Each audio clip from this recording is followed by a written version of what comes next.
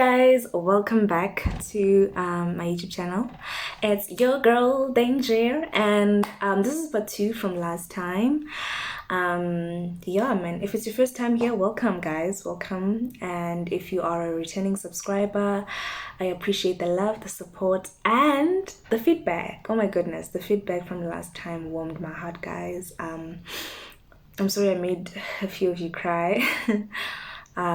But also just one thing that I have to make it clear or make it stand out there is if I ever share something, like especially on a public platform, I'm okay. So even when I share this, I'm fine. I'm not breaking apart or anything. The reason why I would share something this sensitive is because it's either I'm at a process where I have accepted or I have healed, one of the two.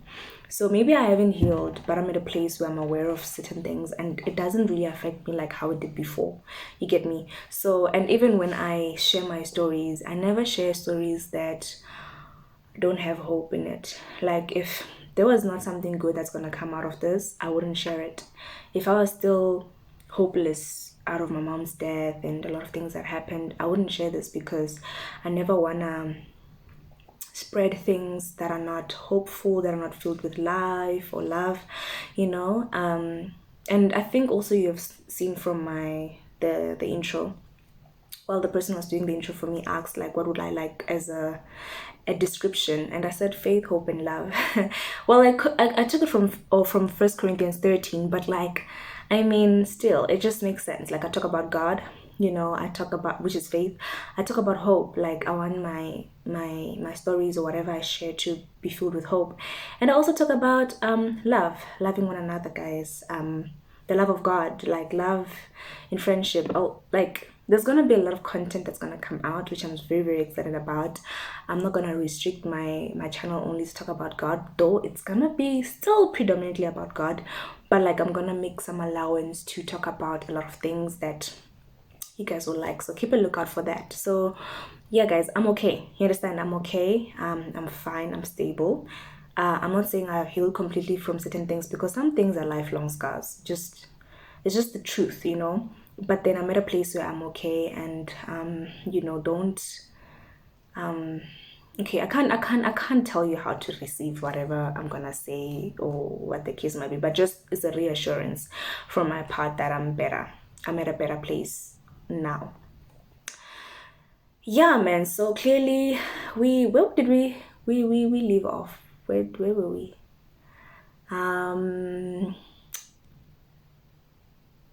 I talked about, you know, my best friend saying it will finally get to me, and then it did get to me. So from that point, my best friend leaves, you know, and yeah, obviously because she has to go home, like she can't be there all the time, you know. And my family was there with me, you know, my mom's sisters and brothers, especially my mom's sisters, because as men, like, you know, it's so weird for you to sleep at another man's house. But the ladies stayed around, my aunts and my grandmother. They stayed after the funeral because it's just to, you know, help with the chores, help around as people are grieving. But eventually people had to go back to their homes because they have homes, they have families to take care of.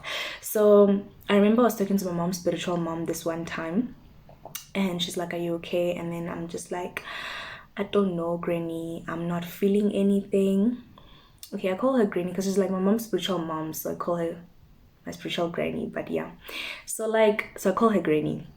I'm like, I don't know, granny, you know, I feel like people are keeping me sane, you know, my family and people who are just here, like they are helping me escape my reality. But I feel like when people leave me, I don't trust myself. And I realized the fear that I had, that honestly being alone, you know, I'll be left with my own thoughts and everything. So I was afraid that it will finally hit me when everyone is gone. She's like, I know, baby, God will keep you. And so eventually people did leave, you know. The one person who remained after everyone left was my grandmother. She stayed, I think, a week after the funeral, because obviously it just makes sense, like it's her child that passed away, and her firstborn for that matter. I'm her first grandchild. Like, she just had to, stay. She just had to make sure that I'm okay and everything. And we were sitting down, we're just having this conversation, and she's like, what did she say? She said, my child, like, you have seen things at a young age. Okay, for me, I have seen other horrors in my childhood. So I'm like, yeah. But then, like, like, I haven't seen things yet. Do you understand? That's the thing. I was grieving my mom, but the effects of losing my mom came after. So that statement at that point didn't make sense, right? We continue at home, just living life and everything. My friends are texting me, and please, if you're my friend, ne, and I'm saying this, like, don't feel bad, because I understand life gets in the way, and sometimes we say things because we want the person who's grieving, to feel a bit better. But sometimes it's also to understand that where the person is emotionally, that can do actually more harm than good. So, but then I'm not holding anything against anyone. I understand that life comes in the way, people are busy, and you know what I mean though. So please don't take this personal. Do you get what I mean though? It's just to make you guys understand where I was at emotionally at that point. So there's a lot of people who would text me like, I'll come see you, like, I'll make time to come see you. And when you're grieving, you hold on to that little strand of hope that, okay, let me hold on up until this person comes, or let me hold on up until that person comes. But they never pitch up, right? They never pitch up, and now you just feel okay. And then now people are throwing words at me like, I'm here for you, you can call me anytime, you can talk to me anytime. Don't say those things if you don't really mean them. Like, say them, yes, if you really mean them. Because I remember this one friend of mine, like, he told me, he's like, Denji, I'm here for you. And in the beginning I didn't believe him, because everyone was just throwing those words at me like, I'll be there for you when you need me, like, I'll come see you, I'll come do this and this and this. And they never followed suit. I even remember posting it in my status. I'm like, guys, don't say things because you feel sorry for me. Because if you say, for instance, I'll be there for you, and the time comes for you to be there for me, but you're not there for me, that will hurt more. That will hurt so much, because you could have just allowed me to grieve for my mom. No offense, but you could have just allowed me to grieve for my mom and understand the things that I will be missing and the things that I won't have anymore, than to tell me that now you're gonna replace that, or now that you're gonna, do that. Do you understand what I mean? So yeah, but then there were people who really, lived up to that, and there were people who were there for me before my mom passed away. So it was that thing of like, okay, they will be more present and they'll be more considerate. But yeah, so that was very traumatizing as well. It was just it felt like someone just offered a glimpse of hope, and then that hope just disappeared. So now it was like a situation where I was just left with my own thoughts and everything, and the whole situation, having to accept and all of that, right? So during that time, I was feeling a bit lost, and it was an accumulation of what happened in first semester and what happened now after my mom passed away. So what happened was that, I'm not going to talk about what happened in first semester in detail, because this video is going to be long and it's just going to defeat the whole purpose of this video, because I'm going to be talking about a lot of things at the same time. But what happened in first semester was that before coming to varsity, I had a lot of fears. One of the fear is that the past will repeat itself. The past being my childhood, and my childhood leading to the fact that I was sexually abused when I was still a kid. So when I came to varsity, my parents are not there. It's a new environment altogether, and I always stayed in the house while growing up. So I always felt safe. I'm going to school, I'm in the transport, I'm coming back, I'm going to church. It was just that thing. You understand what I mean? Now it's like a new environment altogether. My parents are not there, and I had a lot of fears. And also when I was writing my finals, right, I had a lot of dreams about, people chasing me or people raping me or whatever. It was like PTSD. Hence why I say PTSD. Things from the past, like sort of like coming back, things that she didn't deal with. And for me, my coping mechanism was school. That's how I survived my childhood. Where my motivation, my drive came from was my childhood. I did not want my story to be a sad ending. I remember as a kid, I was like suffering from deep depression, and I remember telling myself as a kid, I don't even know where it came from, but I remember telling myself as a kid, I'm like, I take my life as a storybook. How sad it would be that, she was just, abused, and then her life just, became bad after that. I wanted a happy story. I wanted a happy ending. I always loved stories with a happy ending as a kid, so I wanted a happy ending for myself as well.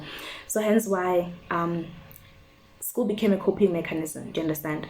So when I came to varsity, okay, so basically during my whole entire high school years, it was a worth issue, it was identity issue, it was like school, the more marks I got, the better I felt good about myself and everything. It was a coping mechanism, a very good one for that matter. Well, might not have been the best situation, but it's one of the reasons why I'm here. It's one of the reasons why I'm here today where I am. So I'm like having a lot of fears before coming to varsity, that damn, the past might repeat itself, blah blah blah. And also one thing for me is in high school, I never had a lot of attention.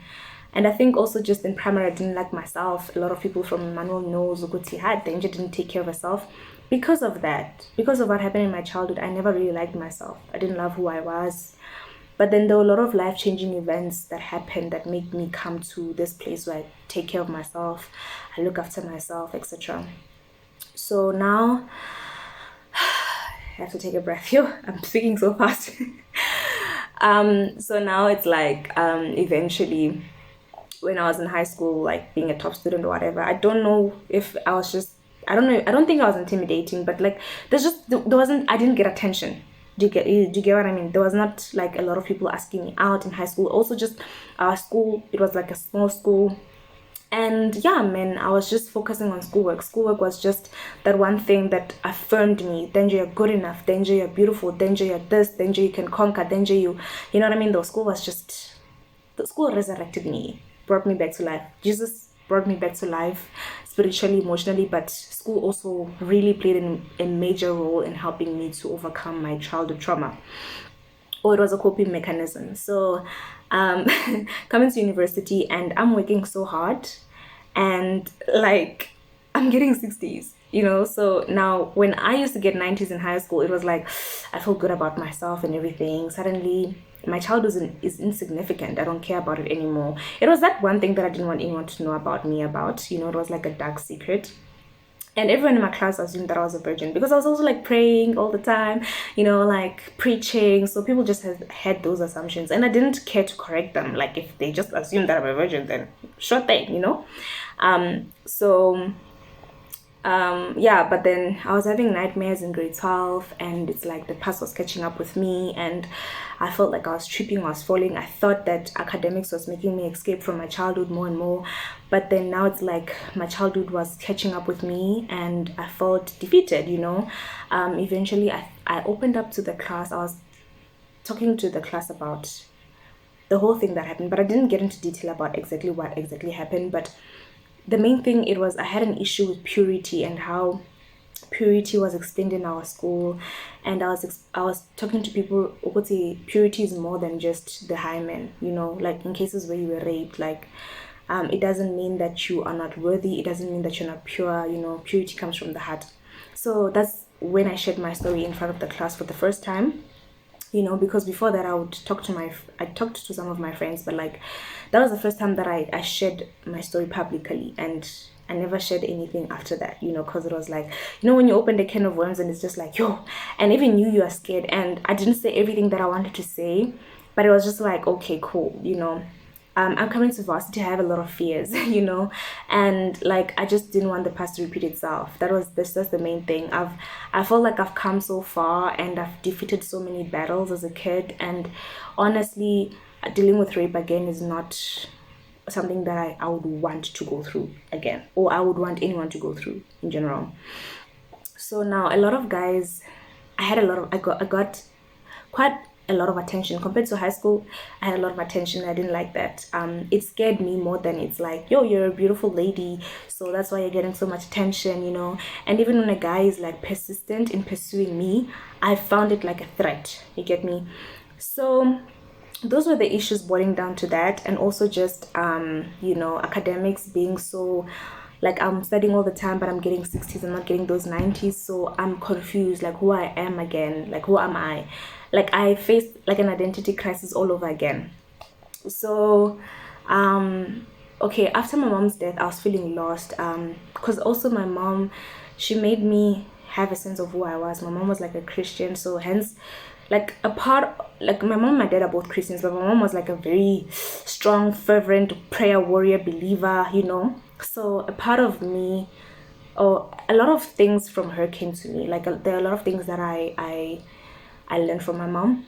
And so when my mom was absent, now I was lost. Like, you know, there's a lot of things that happened in first semester that triggered me, who triggered my childhood. There was, you know, I just lost my mom now, you know, so who am I exactly apart from my mom? And then there's the issue about academics. I'm not getting the marks that I wanted. So 2 weeks after my mom passed away, I told my dad, I'm like, Dad, can I please go back to high school, to school? So the main purpose why I wanted to go to school was because I wanted to reunite with that girl in high school, that girl who conquered her childhood, who had things under control, her life was predictable, everything was fine, you know. So okay, cool. My dad was like, it's fine. I could sense a resistance in his voice, but then he's just thinking about it. It's like, no, she's been through a lot, she needs to get out of the house and just breathe and just, you know, go. So that day I wake up at 4 a.m. with the kids. And I didn't know wear uniform, no, hell no. But like that day I prepare myself, I get into the taxi, you know, that my siblings go with, and then I went to school. And I was planning to walk back home. And the thing is, like, you know, my school was in town, so I was also planning to get like flowers and ingredients and stuff because my mom's spiritual mom was coming the following day to come see me, so I wanted to bake her muffins out of courtesy.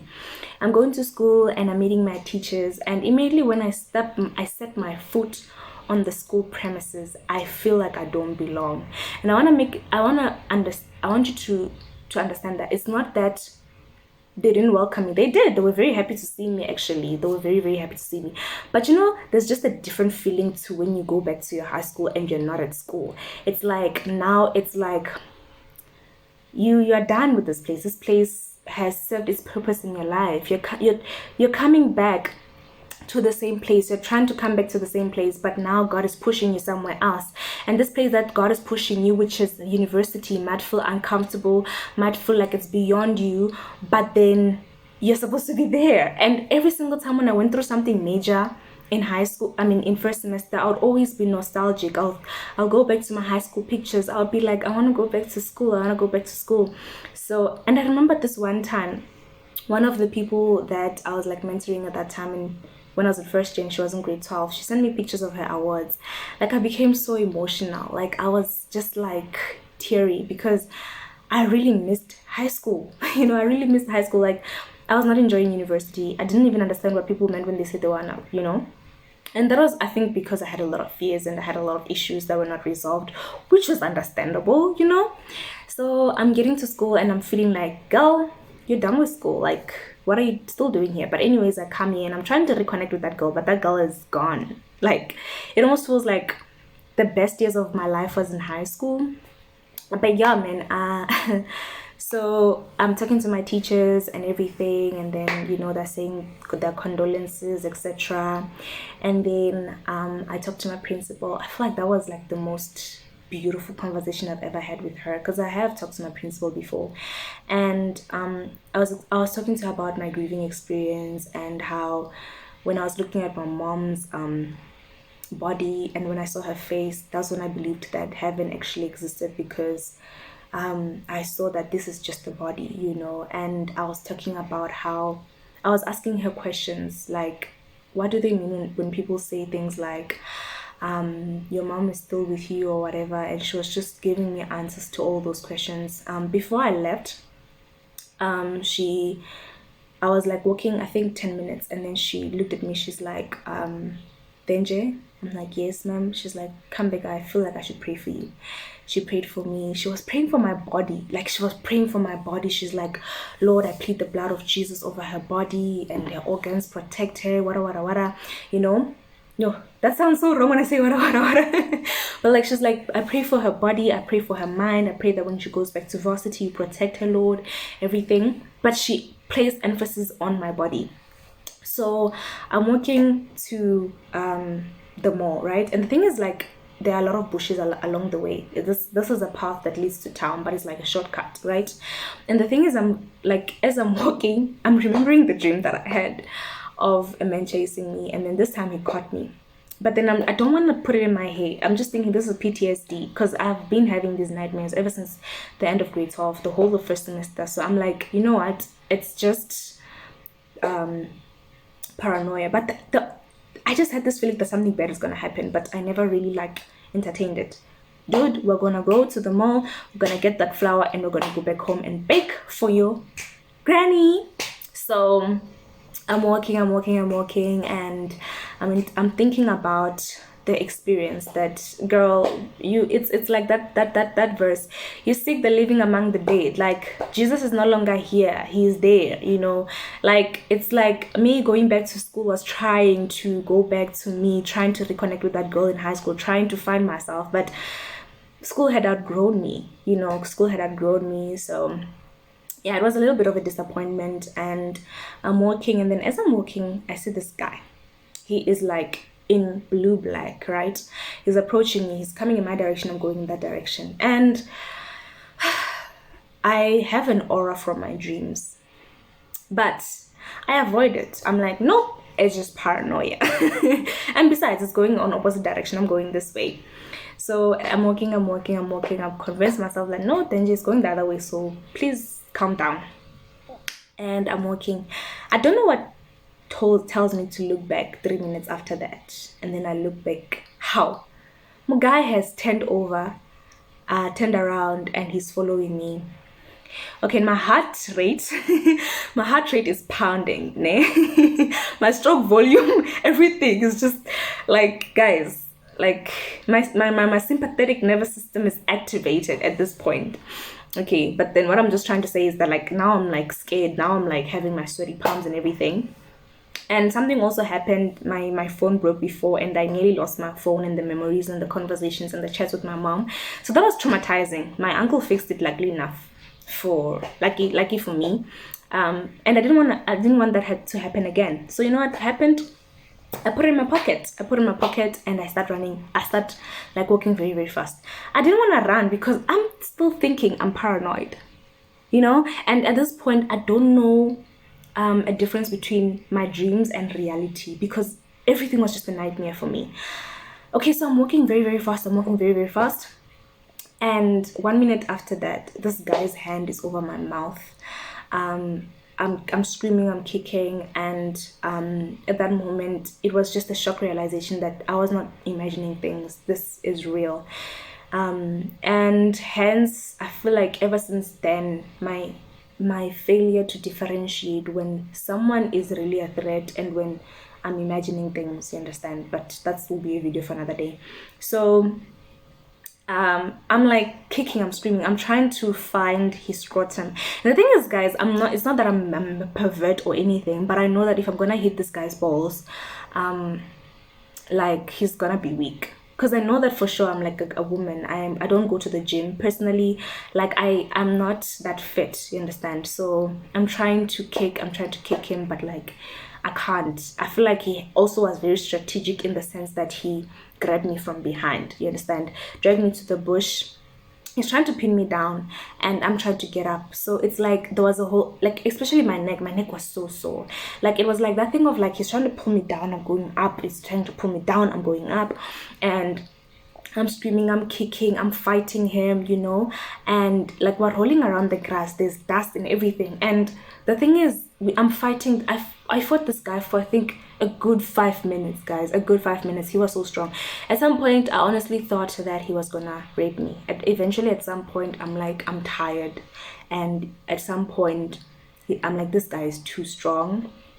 And at some point, I'm like, this is gonna happen. Now I'm preparing my mind psychologically for what's about to happen. I'm thinking about what I'm gonna tell my dad, you know. And it's so painful because that just reminds me of my childhood. That was how I was. Like, I was literally like blaming myself the whole entire time, and I carried that burden for many, many years. And now this whole pattern is starting all over again. Now I'm blaming myself. Why did I walk to Makata crossing alone? Like, why didn't I think about, you know, going with someone? Like, why did I even come to school, you know, like all these things. I'm blaming myself, and I'm like, what am I gonna tell my dad, as if it's my fault, you know?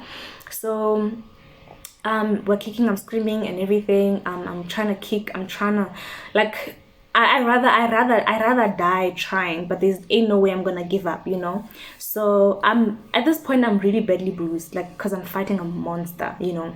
And then when he sees my face, guys, I'm like, this is a miracle, because I even texted her when I got home. When he sees my face, he leaves me, and then I start running. I left one shoe, I didn't even look back. He was walking, guys, he was walking, he was chilled.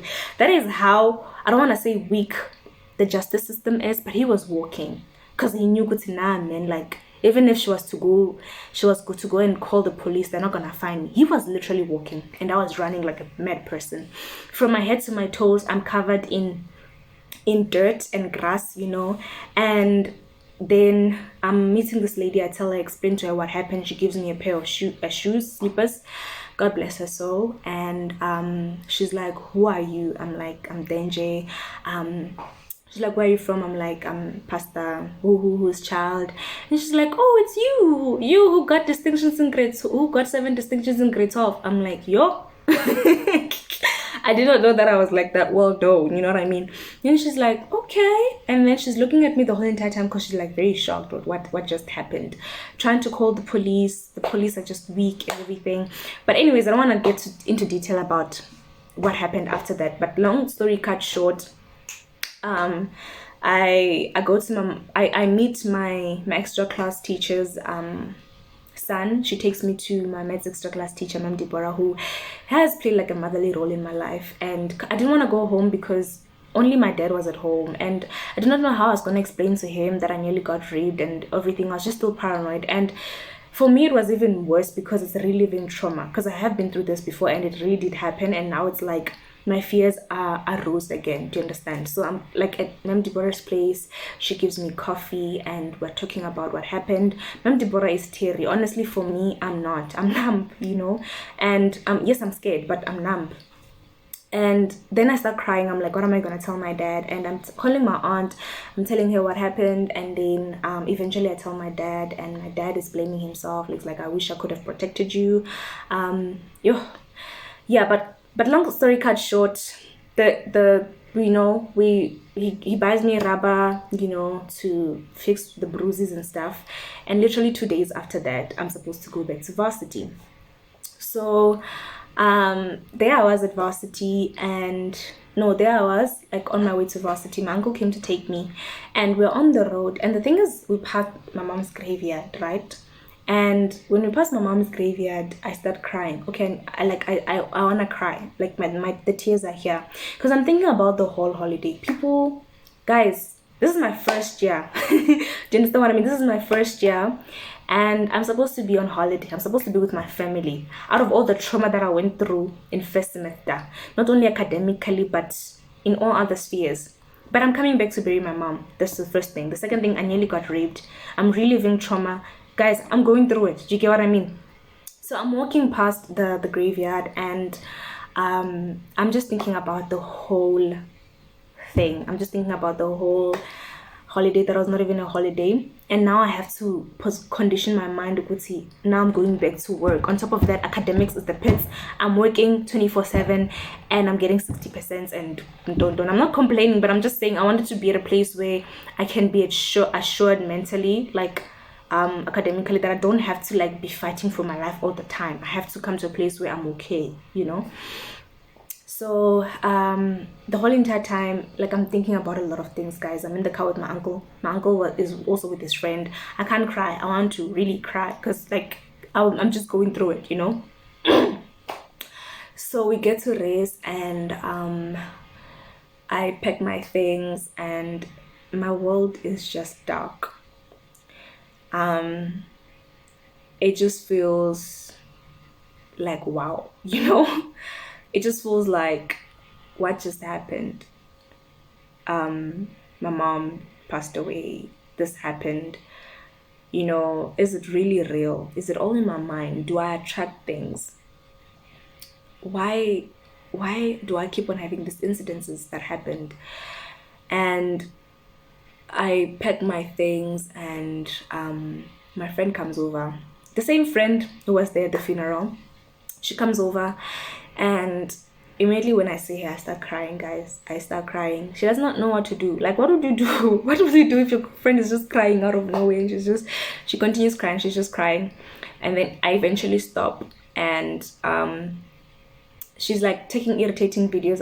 I think I'll post one of them. She's taking irritating videos. I'm just like, oh, you're so annoying. But anyways, like, she's taking pictures of me. I had calamine on my face even, and I'm trying to sleep. And that was like the beginning of recovery. That was the beginning of the realization that, no, man, you think you are going through it, girl, you're gonna still go through it. You're still gonna go through it. So the first few weeks were not easy on me. I was shaken by everything. If someone bangs their door, I'm up, I'm jumpy, and if I'm walking outside and I see a tree, I literally saw a tree. It's next to the bus stop at education. And a lot of people don't understand why I don't want to go back to education, guys. And people don't understand why I'm saying education traumatized me a lot. It's because that place has so many bad memories, and it reminds me of so many things. Education is a beautiful campus, don't get me wrong, but like, yeah, I went through the most of my first year. Like, I don't want anything that reminds me of first year. I've been through it. So there at the bus stop, I'm walking at night, and I'm seeing this tree that looks like that has the shape of a person. I nearly get a panic attack, guys. I'm telling you the truth. Like, and I'm like, this is not normal, because I'm always on the urge. If someone bangs their door, people can't stop banging their doors. People are going through academic stress. You can't tell people, bruh, don't bang your door because it's triggering me. But like, at that point, like, I'm shaken by everything. On top of that, nightmares. My nightmares just, we're just like continuous. I'm dreaming about men chasing me. I'm dreaming about, men raping me. I'm dreaming about my mom getting out of the box, and then there's like what can I say, then there's like the bones, there are worms.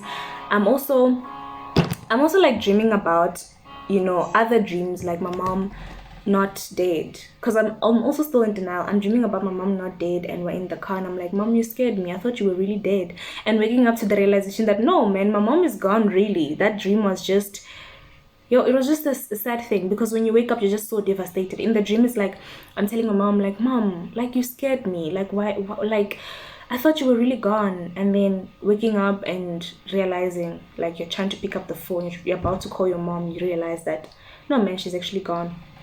So I realized that, yeah, no, man, I'm just going through it. And even school-wise, I remember taking out my laptop. This is like the first time I'm like studying after everything that has happened, right? My mind is not where it's supposed to be right now, and I'm opening the laptop and I'm trying to study, and it feels like a mountain that I have to climb over, because now everything was just a mess, guys. Academics, my mom passed away, and my trauma is now very fresh. And not only was this that just happened, but everything from my childhood just came back. So I am opening the lecture, and I literally watched like a 22-minute lecture. And when I finished watching that lecture, I felt like it was an accomplishment, guys. I watched one lecture that whole day, but I was still not okay. I was still not fine. And even after watching that lecture, I just felt like I didn't understand. Even if I did understand, my anxiety levels went up. Things were just not working out. And also, I would tell my friends that, I'm not understanding in terms of my schoolwork, etc. And sometimes even when we had submissions, like assignments, homeworks, etc. Like, when I said I'm not okay, guys, I'm not saying I don't understand the point. Remember, I'm not in a mental health way. I'm not in a mental state where I can say I'm understanding the work, and I'm not at a place where I can say I'm fine, that I can actually get what you're saying. What I'm saying is, bruh, the way my mind is so traumatized right now, I can't even get the dumbest thing. That was how traumatizing it was. And at that point, I believed that I was going to fail first year. Like, let me just be honest with you. And through everything that was happening, the jumpiness, the nightmares and everything, I called my aunt. I was talking to him like, yeah, I can't stay at rest. I need to be with family. And so I went to stay with my aunt because I was jumpy and it was not good for me. I couldn't sleep because I'm imagining someone is gonna just open my door or my window and come rape me. It was just a mess. I go to my aunt's place and things are better. I'm with my cousin. She's showing me so much love. You know, my aunt, I'm eating home cooked food. By then, the DH food was so horrible. Guys, yo, you know the little things, you will notice them when you're depressed. Like the fact that the food is not good, or the fact that, and you'll just be like, yo, my life is just horrible. My life is just bad. But anyways, the nightmares don't stop even when I'm at my aunt's place. So I'm thinking, I text my course coordinator because at this point, I feel like I'm gonna fail. I'm convinced, guys. Like I'm so convinced I'm gonna fail the year. So I'm texting, not texting. I sent an email to my course coordinator. Like I told her all my problems. Her or him, I don't know. I think it was a him. Yeah, it was a him. I thought I was talking to a her. So I say all my problems in that email. And then I got a text back. It's like, I'm so sorry for everything that happened, for your loss and the near attempted rape. You can get help from CCDU or OSS. I mean, you can get help from OSS, etc. Thing is, I did try to get therapy in first semester without my mom's consent, by the way. But I didn't like her, you know, like she was not helping me. She was feeling pity for me, and I didn't want that. I want you to help me break these patterns. I want you to help me to be functional. I don't want you to tell me that maybe some days things are gonna get better, or I'm really, really sorry. Dude, don't look at me with that pity face. You make me feel like I am going through the most, or you make me feel like my problems are never gonna disappear. I don't want to believe that. I don't want to believe that. I want to believe I can break these bad habits. So I didn't like the therapist at first in first semester. So I'm like, oh, I don't like that, because the thing is, the main reason why I told my mom about therapy is that I wanted to get a private psychologist, because I believed, due to that one experience, that therapy is not nice. But it actually is. Like, it's gonna be a video for another day. But anyways, so he's like, no, we can assign you another therapist from OSS. Please just try him. So the only reason why I agreed, guys, is because right now my mind is not okay. Mentally, or whatever the case might be, and I thought, Kuti, you know what, if I have a therapy session with her, if it does happen that I miss a deadline because of my mental health at that time, or if it does happen that I'm not able to do what I'm supposed to do academically, or I fail, or things happen, I'll be eligible for supplementary exams. Because the thing is, I have my therapist to back me up. There are a lot of times that I didn't finish, or I didn't write my assignments. I got a lot of extensions, guys. I don't understand what people mean when they say that this doesn't care about you. Okay, I somehow feel like you just have to reach out. Even for me, writing that long email explaining my situation, she was able to help me. I was able to get the help that I need, an academic advisor, like all the help that I need. Do you understand what I mean? But then if I kept everything to myself and all my fears and everything, I probably would have failed first year. I probably wouldn't have been where I am today, even emotionally. So even times when I would like miss deadlines, I would just like literally text my lecturer, like, I was not able to do this assignment, blah blah blah. Then I'll CC my therapist, or I'll CC my therapist, and my therapist will defend me, and I'll get an extension. Yeah, so and then my academic advisor would check up on me once in a while, like how's schoolwork and everything. Let's assess your studying skills and all of that kind of stuff. I started with therapy sessions with her. I took that bold step, and then now it's like, really, I'm desensitized, right? Because personally, you don't like sharing your problems because you feel like people are not gonna, you know, like you just don't like putting your laundry out there. Do you understand what I mean? Because I also had trust issues with my first therapist. I couldn't even say people's names because I somehow felt like, yo, what if she tells the other person or whatever? But I realized that that's their job. Why are you not saying the name? Because now it's going to be confusing. If you say this guy, that guy, your therapist is going to be confused. You understand? Just say the names, and it makes life easier for everyone, and just be transparent. So, okay, I'm in the session with her, and the first question she asked. Okay, before that, I'm sorry. Yo, there's just a lot of things. I'm trying to, you know, like put them in a nice way. But okay, so my family, when I was still with my aunt, and after emailing our thingy, who's involved for the whole grade of MMBCH, right? So, after he said that, I'm like, okay, fine, I'll agree to meeting up with this therapist just so that she can help me with that. My aunt had organized a therapist for me again. This was a private one, right? And got my medical aid card, etc. She said the same thing again. She's like, I'm so sorry, I also lost a mom, blah blah blah. I'm like, shut up. Like, just shut up. Don't tell me that someone else is going through worse. Do you understand what I mean?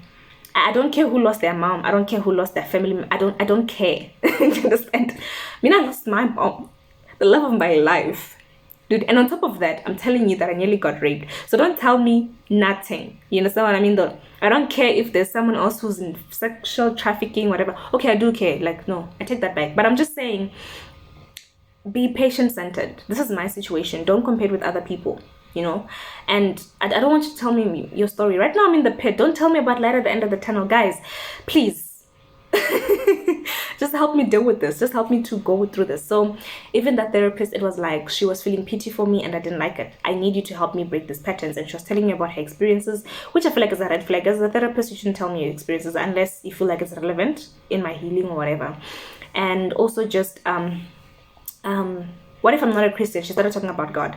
I'm not saying that was a bad thing, but then guys, there's a reason I'm going for therapy. I am staying in God, I'm reading the Bible, but I need you to help me emotionally. Do you understand?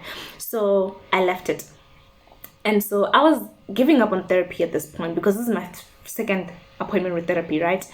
And then when I agreed to set up that appointment with the one from OSS, it was like, okay, it's just so that if it does happen that I miss a deadline or whatever, I'm able to have backup. Very selfish, but yeah. And then she's like, how are you doing? Denje, is that how you pronounce your name? I'm like, yeah. She's like, I was asked to attend to you with a matter of agency. That's how she speaks, actually. I hope she doesn't watch this video. But like, so what's happening?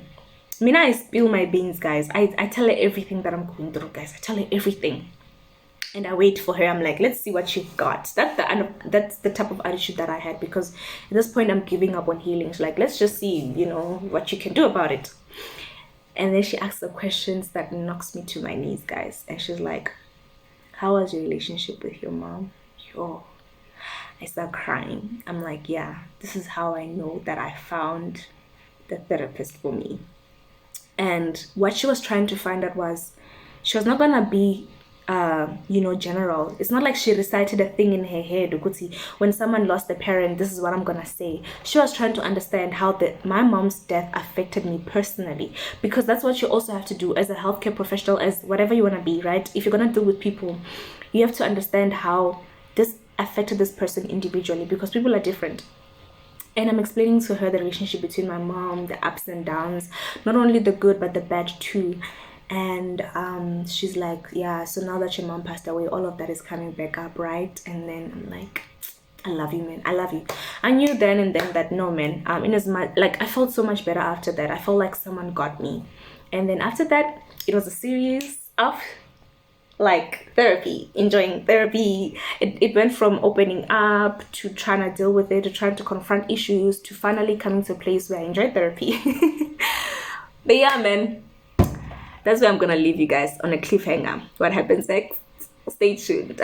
Bye. And I love you so much, guys. I love you so much. But remember, guys, I'm okay. And don't worry. And you'll understand why I'm sharing all of this eventually, because at some point I'm gonna preach about something.